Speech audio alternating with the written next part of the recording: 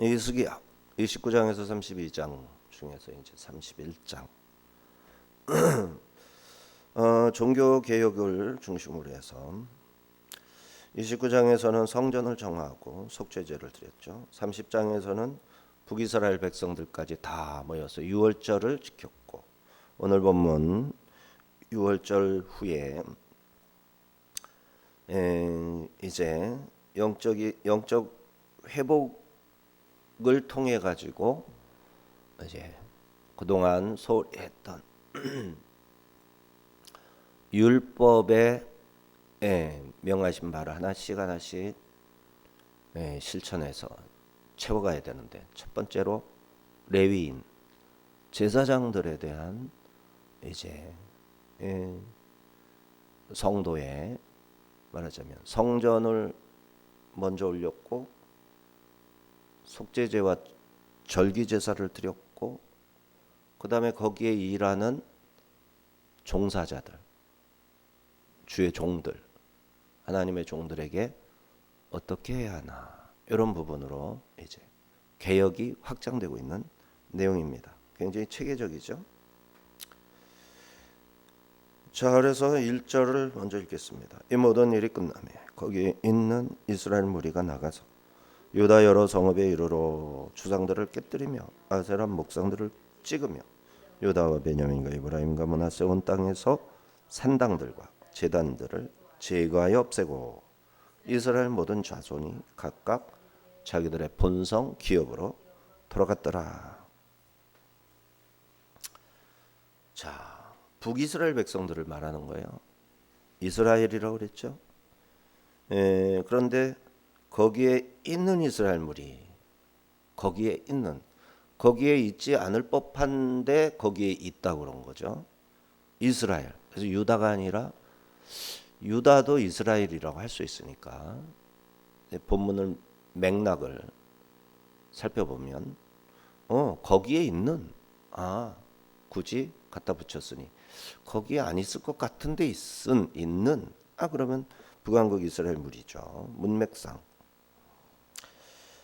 자, 근데 이거를 직역을 하면 이 모든 일의 끝남에, 이 말이 그 자리에 있던 모든 이스라엘 사람들이 나갔다. 북이스라엘이 확실히 원문에 의하면 무교절을 준수하던 모든 이스라엘 사람들이 이제 돌아가는 길이라고 할 수 있는데, 돌아가려면 어떻게 가야 될까요? 바로 북쪽으로 올라가면 사마리아로 가는 거죠.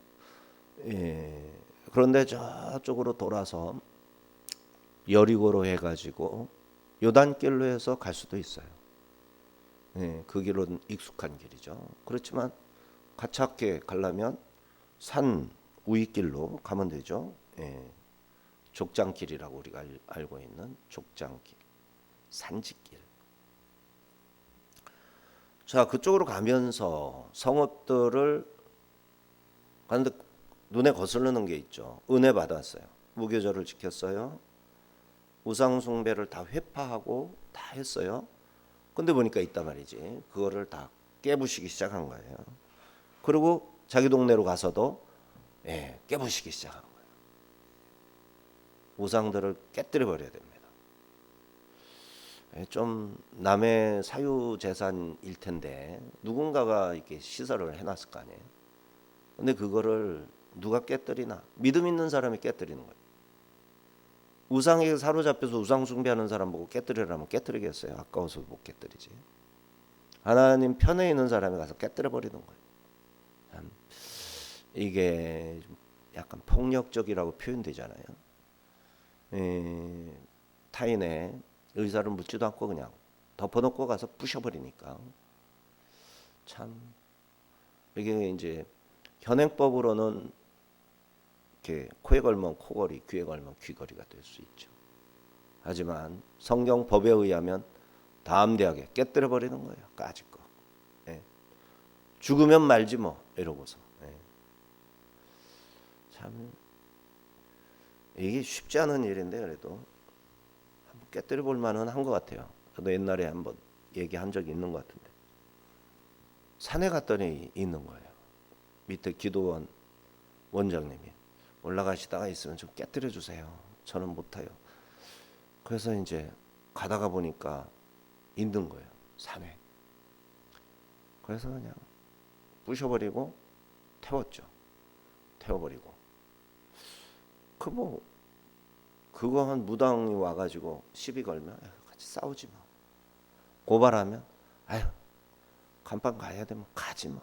이런 마음으로 깨버리시. 그 밑에 기도원이 있는데 그 위에다가 그걸 해놨으니까 거스르죠. 먼저 말하자면 공격적으로 한 거지. 그러니까 해달라는데 해줬죠. 그러고 나서 이제 같이 가셨던 분이 많이 막 앓기도 하고 막 힘들었다고 그러더라고. 근데 영적인 일이라 준비되지 않으면 엄청 힘들어요. 근데 뭐 그런 일쯤이야 뭐 별거 아니다 이런 담대함을 가지고 이제 할 수는 있어야겠죠. 어쨌든 깨뜨리며 찍으며 제하여 멸하고 능동 피엘 동사입니다. 피엘 동사.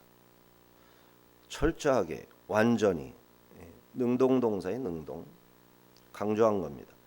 진지하고 뜨거운 열정으로 우상을 철저히 파괴했다. 하나님의 은혜를 깊이 체험한 사람은 자신이 가까이 했던 죄악이 얼마나 가증하고 혐오스러운지 이제 느껴지는 거죠. 은혜를 받으면 내가 그동안에 지었던 죄악이 가증하게 여겨지는 거예요. 그때 그것을 깨뜨려야 돼요. 자신을 추하게 만드는 그러한 아주 주요한 나에게 해를 끼친 것들이잖아요. 파괴시켜버리는 거죠. 그때 회개가 이제 드디어 열매를 맺기 시작하는 거예요. 회개한 만큼 은혜 주신 거죠. 은혜에 대해서 내가 회개했죠. 회개한 거에 대해서 하나님이 또 힘 주시겠죠. 힘을 주신 거에 대해서 내가 또 이런 행위를 하는 거예요. 결단을 하고 우상을 타파하고 깨뜨리고 하나님이 또 힘 주시고 이렇게 영적인 하나님과의 교제 생활을 하는 겁니다. 사도 바울도 에베소에서 예수의 이름으로 기적을 행했죠.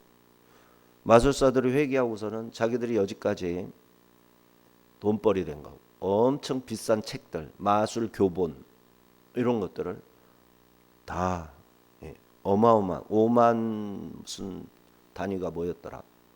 5만에 해당하는 어마어마한 금액의 그 책들 유행했던 것 같아요. 그 당시 그걸 다 태워버렸죠. 그래서 이제 잡혀가지고 이제 극장으로 잡혀 들어가기도 하고 그랬었죠. 이런 외계의 역사가 히스기야 시대 무교절을 지킨 모든 북에서 내려온 이스라엘 백성, 남쪽의 유다 백성들 사이에서 일어났던 겁니다.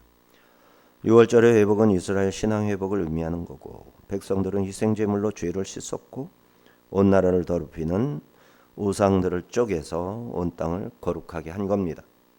백성들은 자신들이 하나님께로 돌아왔더니 하나님께서도 우리에게 돌아오셨구나, 이런 기쁨과 은혜를 베풀어 주셨구나 확실하게 깨닫는 거예요. 자, 이렇게 변화된 모습을 히스기야가 봤죠. 그래서 더 하나님께 여심을 품게 됩니다. 왕으로 즉위하고 아직 국정을 살피기 전인데 이제 국가 간의 관계, 세계 정세를 파악하기도 전에 이제 그러면 하나님을 위해서 봉사하는 백성들이 돌보지 않으면 살아갈 수가 없는, 하나님을 섬길 수 있는 일조차 못하고 이제 생업으로 뛰어들어야 되겠죠. 목회자들이 생활비를, 우리가 성도들이 11조를 내면 목회자 생활비부터 우선이거든요. 그렇게 해서 생활비를 보전해 주면 목회자는 이제 목회에 성경 연구하고 설교 준비하고 기도하고 신방하고 전도하고 이런 일을 할 수가 있는 거죠. 그런데 이제 생활비가 없으면 나가서 벌어야죠. 한 집안의 가장이고 섬겨야 할 부모도 있고 자기 입에 풀칠도 해야 되고 해야 되는 거죠. 또 교회에 여러 가지 공사가 있으면 공사돼요. 인천노회 목사님들이 뭐 200 한 30명 되는데 개척 교회 하시는 분이 한 50여 분, 60명, 5, 60명 될 거예요. 상가 뭐 이렇게 미자리 교회. 그럼 5, 60명 중에서 일하는 사람이 한 20여 명 될까요? 예, 더 될 수도 있을 거고. 나가서 일합니다. 뭐 하는데 그렇게 하나님 믿음도 없느냐? 할 수가 없어요. 그거 해가지고 내가 잘 살라고 하나? 교회 월세도 내야지. 예. 또뭐 이것저것 또 수리도 해야지. 예. 또 식사대가 일주일에 적어도 한 5만 원 정도는 들 거 아니에요. 반찬을 아무리 적게 해도 컵라면을 대접해도 몇 명 되지도 않겠지만 이렇게 저렇게 하면 돈이 들어와야 되는데 믿음이 없는 성도들, 개척교회 나오는 성도들이 얼마나 헌금하겠어요. 예, 부자가 뭐 붙어가지고 하면 돈 문제야 큰 문제가 안 되겠지만 하나님이 그렇게 해서 뭐 해결해 주시진 않으시는 게 맞겠죠. 은혜 받아가지고 믿음이 커가지고 조금씩 헌금 액수도 커지고 드디어 나는 헌금하기 위해서 돈 번다. 하나님 앞에 다 드리기 위해서 돈 번다. 그러면은 하나님은 나의 기쁨을 채워주실 것이다. 나는 하나님을 위해서 일하고 하나님의 기쁨을 위해서 충성을 다하면 하나님은 나의 모든 필요를 불기둥 구름기둥으로 지키시고 보존해 주신다. 성경의 증거니까. 성경을 안 읽는 사람은 이런 믿음이 생길 수가 없어요. 성경을 읽는 사람은 그런 믿음이 생겨나요. 말씀이 살아있기 때문에 저절로 그런데 도전도 해보고 용기도 생기고 나는 믿음이 있을까 없을까 생각하는데 그래서 나도 뛰어들고 싶어 확인해보고 싶은 거예요. 그래서 해보는 거예요. 예. 되나 안 되나 11조도 확 떼어버리는 거라고. 뭐 적금 나온 것도 그냥 몽땅 하나님 앞에 바쳐보는 거예요. 되나 안 되나. 왜 안 돼? 되지. 하기만 하면 되지. 안 하니까 안 되는 거지. 그렇게 해서 믿음이 크는 거예요. 그렇게 해서. 근데 그런 도전적인 믿음이 없으면 믿음이 자라나겠어요? 안 자라나지. 무슨 믿음이 커? 생각만 점점 많아지는 거지. 너무 간단해. 신앙의 세계는. 심은 대로 거두고 땀을 흘린 만큼 성장하는 거예요. 거짓말이 없어. 세상은 사기꾼도 있고 온갖 못된 거 있고 누가 보호해 주나? 자기 꾀로 피하지 못하면 캄보디아 간다고 갔다가 개 죽음 당하고 온 가족들 다 고통받고 이런 일이 생기는 거죠. 똑똑한 채 하는 사람 더 잘 당해요. 그런데 하나님을 믿는 사람이 캄보디아에 그렇게 가겠어요? 선교하러 갔다가 복음 전하가 죽는 거야. 순교지만 돈 벌러 가가지고 거기에서 뭐 그런 일 당하겠어요? 믿는 사람 어디 주일 성수하는데 어디 함부로 왔다 갔다 하겠어요? 다니지도 못하잖아요. 주일 지키려고 공무원 시험도 안 치는데 그런데 돌아다닐 리가 있나? 자, 그에게는 여호와 하나님의 예배 공동체로 하나님을 섬기며 그의 율법을 지켜 하나님의 공의와 사랑을 온 땅에 구현하여 그에게 영광 돌리는 일이 가장 중요한 일이다. 히스기야는 확실하게 초기의 믿음이죠. 나중에는 조금씩 변질됩니다. 그래서 믿음은 점점 크는 게 아니라 하나님이 은혜 주실 때 커 보였던 거예요. 커 보였던 거예요. 그거를 내가 지키고 보존하려면 거기에 상응하는 응답이 나한테서 꾸준히 나와야 돼요. 그러면 믿음이 점점 커지고 또 유지되기도 하고. 그런데 하나님이 폭발적인 은혜를 주셔가지고 믿음이 엄청 큰 줄 알았는데 정작 하나님이 주신 거였어. 나는 응답이 없어. 그러면은 점점 쪼그라드는 거예요. 신앙이라는 게 그래요. 히스기야 다른 나라처럼 만조 백관을 임명하고 통치 체제를 강화하는 일이 우선이 아닌 거죠. 제사장들, 직무, 제사제도, 하나님께 봉헌에 올릴 제물들을 구별하는 거, 그걸 책임지고 관리하는 일, 레위인들, 제사장들의 생계를 보장해주는 일, 이런 일들이 이제 왕이 신경을 써야 할 일이죠. 힘 있는 자가 신경 써서 해결해 주는 거예요. 근데 어때요? 힘 있으면 이런 일 잘 안 하려고 그러죠. 근데 힘 있는 사람 중에 이런 일을 하는 사람이 있어요. 그런 사람이 진짜 백인.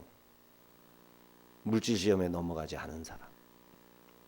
물질이 오면 대부분 물질 시험에 이기지 못해요. 대부분이 다 망한다고. 물질을 가지고 자기를 멸망시키는 데 써버린다고. 그래서 아주 특별한 사람이 아니면 물질이 없는 게 은혜라고 해요. 왜? 하나님이 나를 지키고 보존하시는 방법이니까. 그런 거잖아요. 아픈 사람이 더 열심히 있고 가난한 사람이 더 순수하고 하나님을 잘 섬기고. 우리나라 그냥 몇천 불도 안 될 때 GDP인가 몇천 불도 안 될 때 얼마나 신실했냐. 지금 3만 불, 3만 불 시대예요. 언제 만불 넘어가나 했는데 지금 3만 불. 예. 무슨 나라죠? 예, 룩셈부르크가 13만 불. 어느 나라인가가 16만 불. 어마어마한 부자들이. 싱가포르도 11만 불쯤 되던가. 거의 10만 불 육박해요. 싱가포르도. 우리나라 아직 3만 불, 34위인가 그래. 34위. 근데 폭죽을 얼마나 터뜨렸냐고요. 대단한 거죠. 대기업이 대단하게 막 매출을 올려서 국민 총생산이 올라간 거지. 사실은 그렇게 부유한 나라는 아니에요.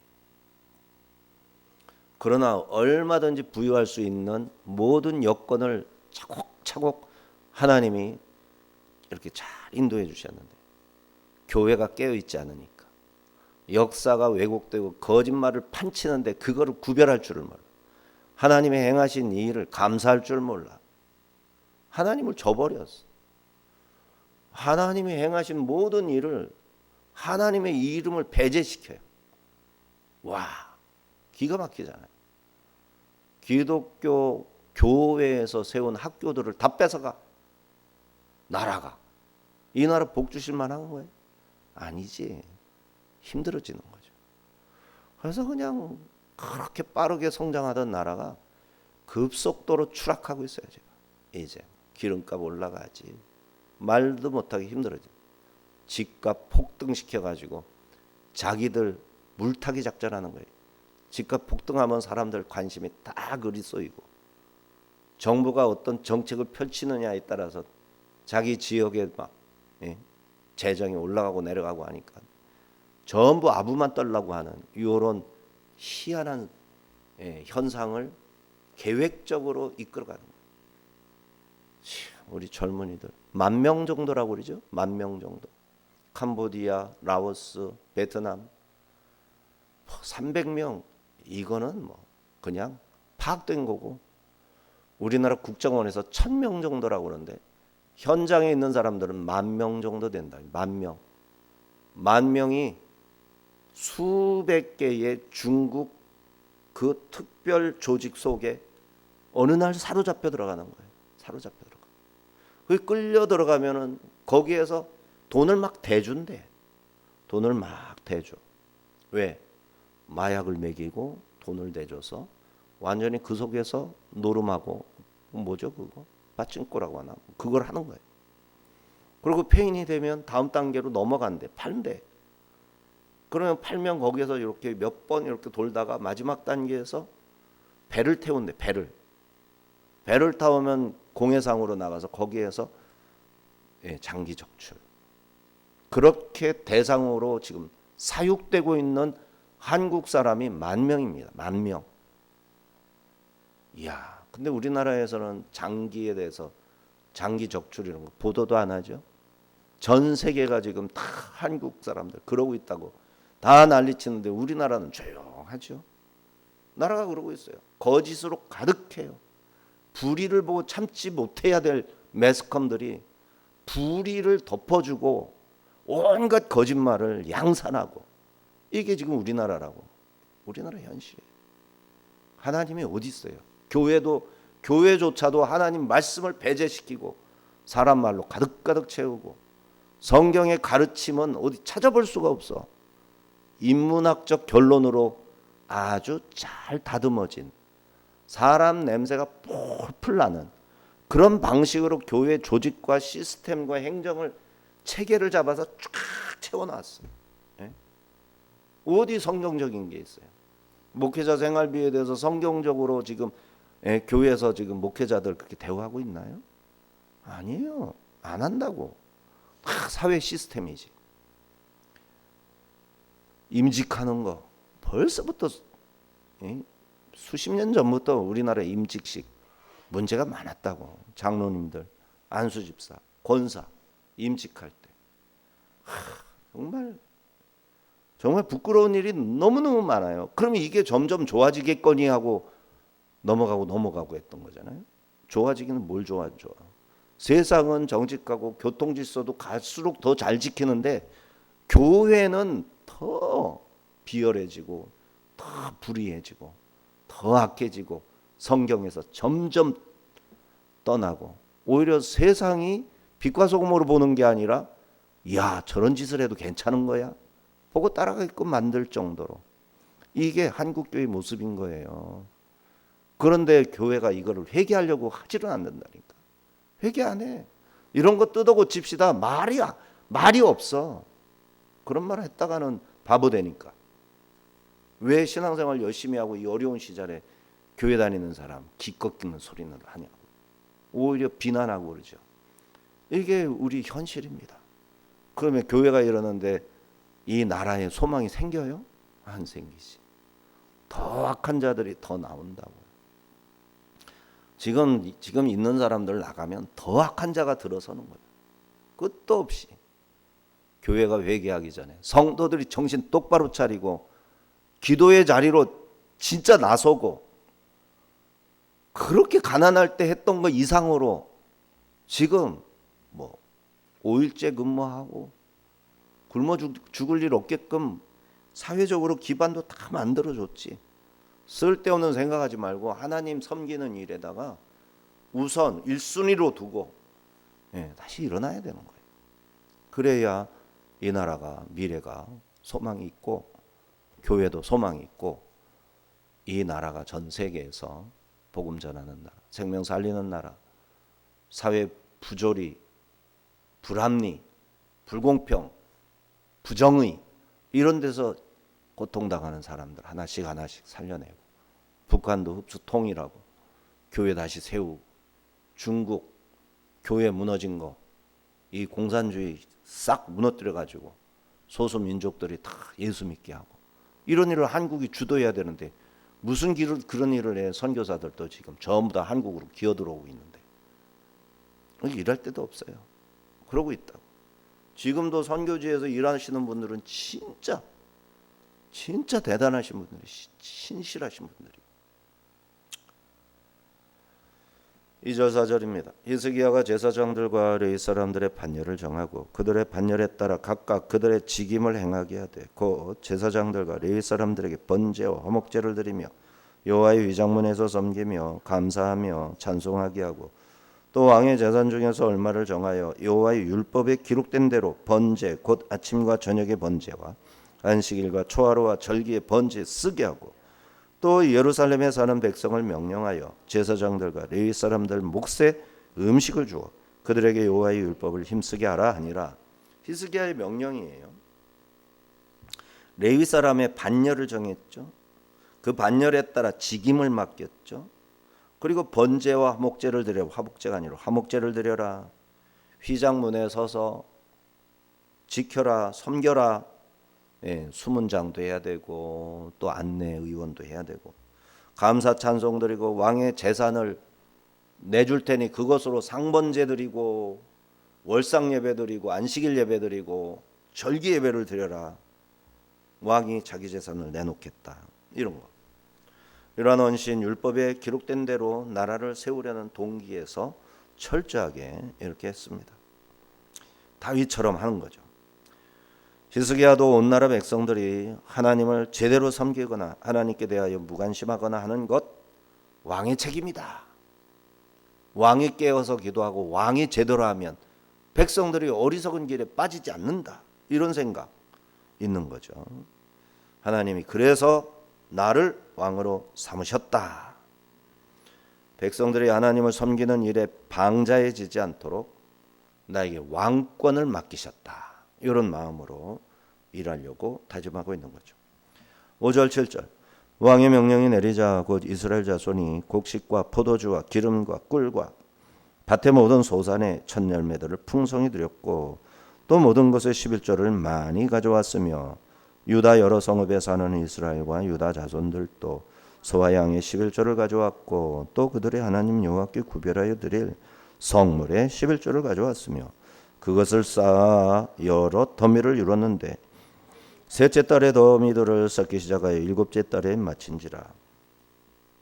셋째 달부터 일곱째 달까지 이 더미들을 쌓았다. 뭘로? 예물. 하나님 앞에 바친 예물들을 쌓기 시작한 거예요. 산더미처럼 여러 개. 자, 이렇게 소와 양들의 11조 직접 소 양을 드리지 않고 돈으로 바꿔서 드리기도 합니다.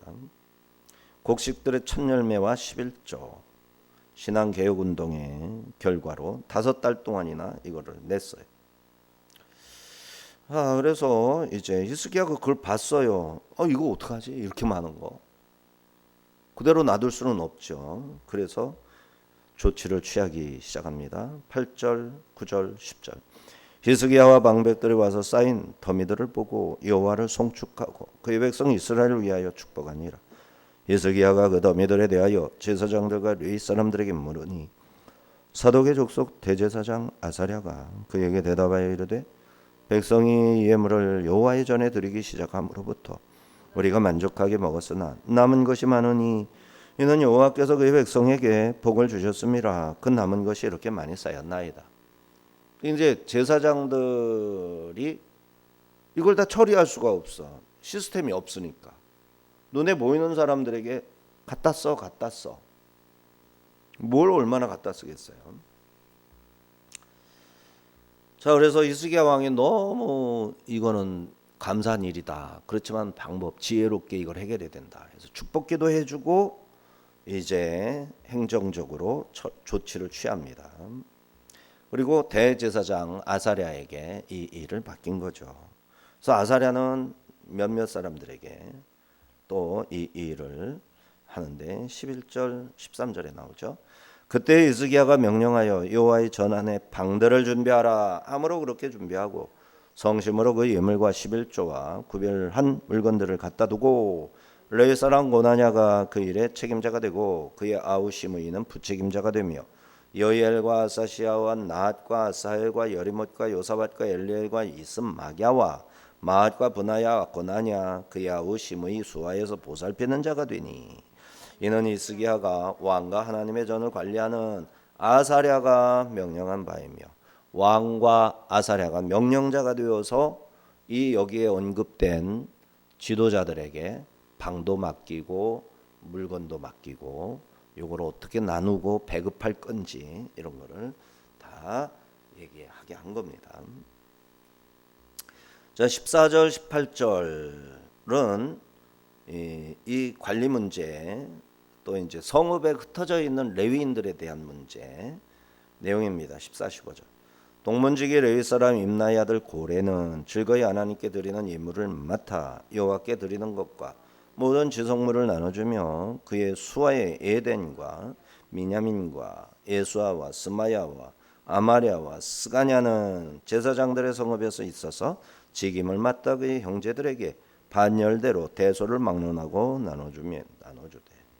자, 이렇게 14절에 지성물 모든 지성물을 나눠주며 지성물 레위인들에게 이제 주는 거예요. 레위인들이 생활할 수 있도록 11조의 일부 11조죠. 그리고 11조 말고도 막 갖다 주라 했죠. 이런 거 저런 거. 자, 이게 지성물입니다. 나눠줘야죠. 15절에서도 대소를 막론하고 나눠줘라 그랬어요. 자, 하나님께 드린 예물 중 여호와께 드릴 것 제사장들에게 나누어 줄 것을 맡은 책임자가 고레, 임나의 아들 고레. 그래서 그의 통솔 아래 에덴, 미냐민, 예수와 스마얌, 아감, 아마리아, 스가냐가 이 일을 감당하죠. 그래서 제사장들 성읍들의 이제 레위인의 성읍을 말하는 거죠. 이런 성읍들에 하나님께 드린 예물들을 레위인들에게 반열대로 대소를 막론하고 나누어 줍니다. 그래서 14절의 원칙은 모든 지성물을 나눠줘라. 쌓아놓은 더미를 나눠줘라.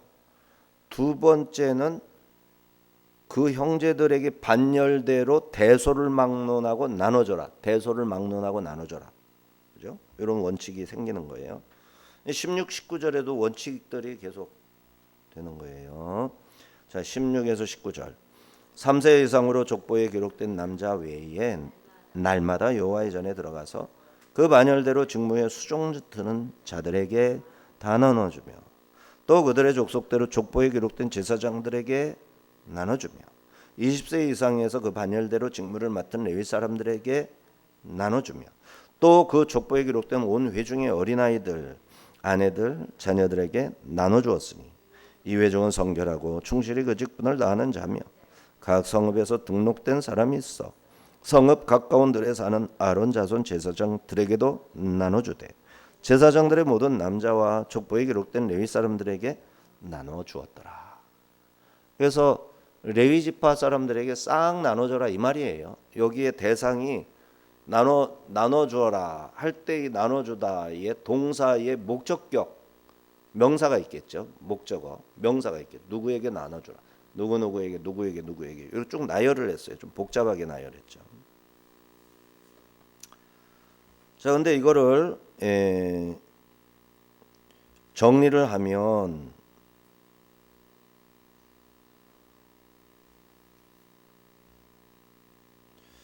이걸로 좀 자세히 좀 보면 좋은데 이렇게 자세히 들어갈 것까지는 아닌데 하여튼 우선 여호와의 전에서 날마다 수종드는 직무에 족보에 기록된 3세 이상의 제사장들 3세 이상 너무 어리지 않아요?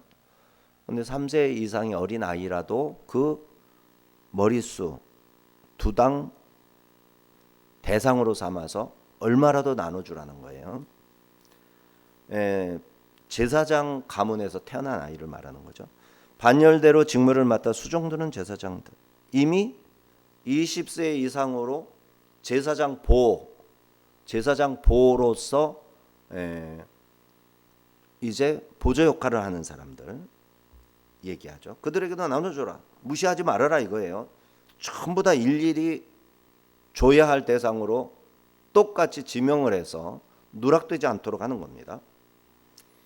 그래서 족보에 기록된 어린 아이들, 아내들, 자녀들에게 나눠줘라. 레위 지파를 말하는 겁니다. 이들은 성결하고 직분에 충실한 자들로 인정받게 되겠죠. 진실한 자라 칭찬받을 수 있어야 거룩한 예물을 다룰 수 있게 하는 건데 나눠주는 사람이 그렇게 신실해야 되고 그걸 받는 자들도 그렇게 신실해야 할 의무를 말해주는 거예요. 그래서 이들이 신실하지 않을 때는 안 줄 수도 있게끔 딱 얘기를 해놓은 겁니다. 그래서 이스라엘 백성들이 이런 레위 자손들에게 다 돌아가도록 서원제나 낙헌제의 제물 외에 제사장들에게 돌아갈 지성물을 위한 예물을 드려라. 민수기 29장에 아예 명령이 되어 있어요. 그래서 예배 공동체의 질서와 공평이 공정하고 예외 없이 나눔으로써 다 지급이 되도록 일반인들은 자기가 농사도 짓고 목축업도 하고 대체적으로 농사와 목축업이잖아요. 또 공무원도 있을 거고 이런 공무원은 보통 레위인이지만 이런 일을 함으로써 자기의 소득을 자기가 벌어서 먹는 거예요.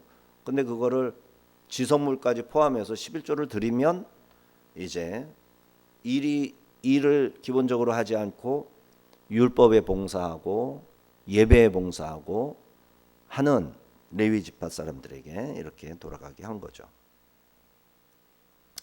자, 그런데 16절에 3세라는 샬로쉬가 있는데 3이에요. 근데 사본에 따라 슐로쉼 3이 10개면 슐로쉼 30세 또는 에슬림 예슬림에서 20세의 형태로 기록이 돼 있어요. 그래서 이 말은 무슨 말이냐면은 이제 사본에 따라 기록을 달리하는데 한글 성경이 번역한 마소라 사본은 샬로시로 되어 있고 그 다음에 70인역은 쉴로쉼 30으로 되어 있고 그 다음에 라틴어 불가타 역본은 예스림에서 20세로 되어 있다 이 말입니다. 여기 밑에 써 있죠.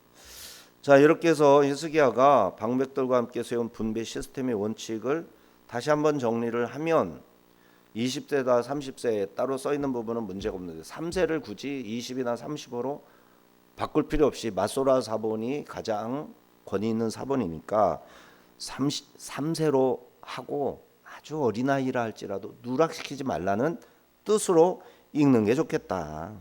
그렇게 읽어야 되겠고,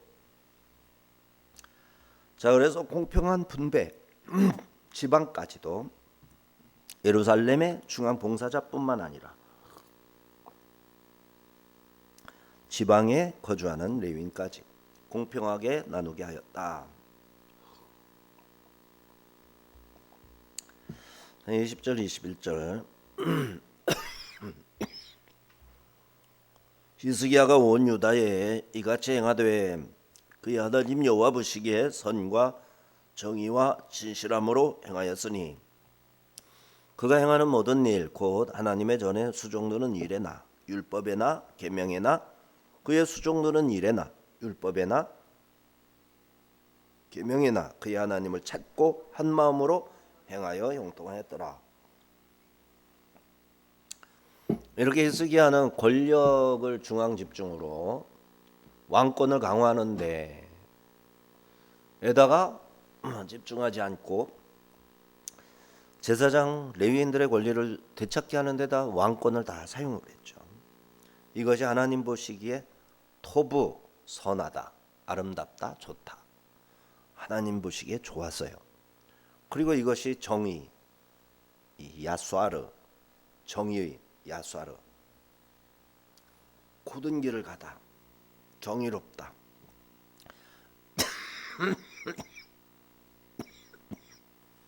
진실하다, 에메트하였다. 그래서 히스기야에 대한 평가가 토부, 야수아르, 에메트, 선하다, 고든 길로 갔다, 그 다음에 진실했다. 이렇게 역대기 저자가 평가를 하는 거죠. 히스기야는 그 누구보다 하나님을 사랑하기에 하나님의 전을 수종들되 기록된 율법에 충실하였습니다. 율법에나 계명이나 하나님을 찾고 한 마음으로 행하여 형통했던 거죠. 그러한 그의 영적 역량 누구보다도 강력했고 나라의 영향력 솔로몬 시대 못지않게 최고조에 달했던 거죠. 21절에서 하나님을 찾고 따라시 전심으로 하나님을 구하고 의지한다 이런 뜻인데 온 백성이 레바브 에하드 레브 마음 에하드 한 분 하나 그래서 에하드의 하나님이에요.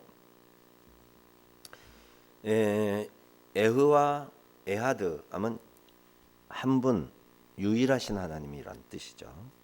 그래서 온 백성들이 한 마음이 되었다. 레바브 에하드로 행하였다. 왕이 바로 서고 왕이 하나님을 두려워하고 경외하고 찾고 고든 길로 가고 진실하니까 백성들이 이렇게 한 마음이 되었다. 그래서 유다는 형통 히칠리아흐 형통했다. 이렇게 기록을 합니다.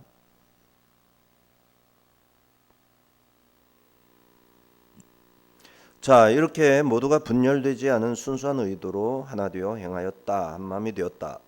모든 백성들이 세상적 성공이 아니라 하나님의 뜻 안에서 사역과 삶이 순조롭고 번성하는 축복을 누리며 살았다. 참 이스라엘의 역사에 이런 날들이 히스기야 왕 때 있었던 거죠.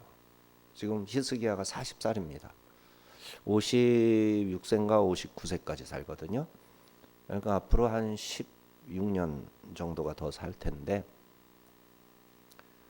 마지막에 몇 해 정도가 좀 그랬지만 하여튼 이스라엘이 얼마나 번영하고 번성하고 우리나라도 그렇죠. 하나님을 잘 믿는 지도자가 나와서 이렇게 그냥 거짓에 속아도 뭐 아무렇지 않게 역사가 왜곡되고 지금 큰일 났어요. 뭐 거짓이 이루 말할 수가 없어요. 다 왜곡하고 이런 거를 눈 감아주고 그대로 가고 이런 걸 다 바로잡는 일이 있어야 됩니다. 그러면은 얼마나 또 하나님이 복 주시겠어요. 이 나라를 통해서 이루시고자 하는 그 일이 되겠구나. 조금 도와주고 힘 보태주면 잘하겠구나. 이렇게 만드는 거거든요. 우리가 할 일은. 그거는 우리가 한 사람이라도 더 진실되게 하나님 앞에 성경 말씀에서 발견한 그 뜻을 붙들고 기도하는 거죠. 기도하는 사람이 하나씩 늘어날 때 교회도 온전하게 서는 거고 나라도 서는 거예요. 자, 이렇게 개혁 목적은 나라 전체를 여호와의 율법대로 제도와 질서를 세워 하나님의 은혜를 계속 이어가고자 함이었어요. 그는 예배를 회복하고 제사장의 봉사를 정비하고 백성의 헌신을 체계화하여 거룩한 질서 안에 머무는 복된 공동체로 이렇게 이끌어 갔던 것이죠. 제사장과 레위인 조직을 정비했고 11조 성물 분배 제도를 재정비했고 성전 중심의 예배 기반을 강화했던 겁니다. 이처럼 역대기 저자는 히스기야의 신앙적 개혁과 그로 인한 백성들의 변화 그리고 전 이스라엘의 신앙 회복을 강조하는 내용으로 히스기야 시대를 묘사하고 있습니다.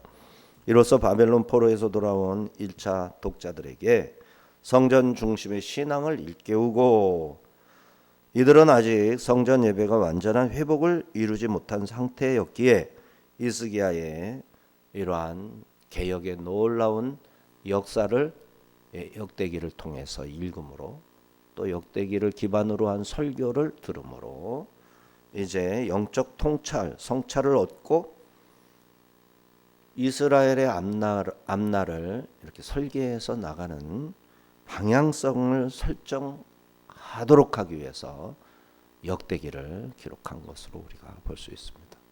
우리 아가페 교회도 우리나라도 이 역대기가 정말 필요한 상황이라는 것을 알 수 있겠죠. 기도합니다. 하나님 아버지